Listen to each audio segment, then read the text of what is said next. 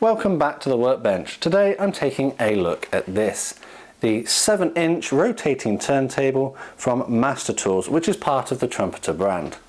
Join me as I take a look inside the box and find out what this product is actually like. Hi, I'm Matt and you're watching Model Minutes. So today's video is a quick unboxing of this, a display base for your plastic model kits. On the front of the box here we've got a nice graphic indicating the rotary direction of the turntable as it spins. It says that it's 7 inches, which is also 182 millimeters. It has a display mirror and 2 different speeds, so it's got a slow speed and a faster speed. You can see here that it seems to hold about a FW190 sort of size, so it's not going to be a massive one, but it will hold a 1/72 scale or a smaller model kit, no problem at all. And the mirrored base gives a nice reflection so you can see the detail underneath your model. The rear of the box features the same image, but also more information, and also there's the Trumpeter logo. The edges of the box don't feature any real information, but it does tell you what the item number is, which is 09835. This edge of the box shows you how the batteries are installed, along with a protective film on the top of the mirror which will need removing. It says to place your display item in the center and then select your speed. The batteries that you'll need are 2 C size batteries. Flipping over here, again 2 different speed levels, the batteries, but it also tells you the weight capacity, which is 1.5 kilos or 3 pounds. So without further ado, let's get inside the box and see what this is like. There we go, a bit of a tight fit, and that's it. There's no other information, there's no other paperwork that goes in there, and as you can see we've got a nice mirrored screen there with a plastic film which will need to be removed. There do seem to be some scratches on there, but I hope that's just on the film and not actually on the mirrored base itself. Flipping over here you can see that's where the batteries go, and then on the edge here are your different speeds. Flick it that way, we get a high speed, flick it that way, we get a low speed. So let's get some batteries inside this and see how it works. Right, so as you can see, batteries are not included. Fortunately for me, I got some C-size batteries in a local shop for fairly cheap. So let's get those in there. And they both seem to go in the same direction according to this. Let's just check that works before I do it back up. There you go, yeah, that works. So let's put that back on.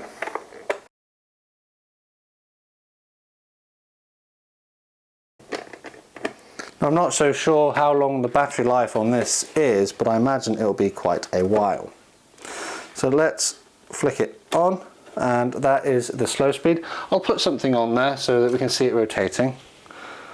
There you go, that's my first ever model kit, which was the Hawker Hurricane from Airfix, and that is the high speed. So it's not particularly fast, it's actually quite slow. Let's put it onto slow speed. There doesn't really seem to be much of a difference. The faster one is a bit faster. I'd say this one's probably about half the speed of that one.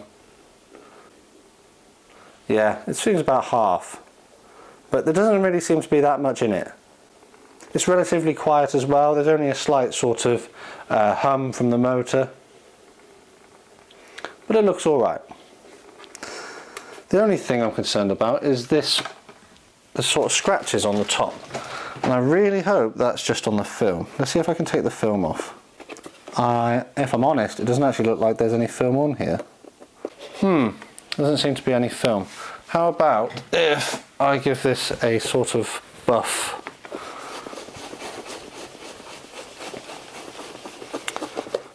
Right, well, I'm not entirely sure that there was a protective film on this one. I wonder if I have been sent a sort of second-hand one, maybe? Or maybe one that's been returned, or maybe one that's had the film removed. As you can see, there's just loads of scratches all over this. Oh, there is a film, there is a film. There is a film, there we go. I managed to get it off.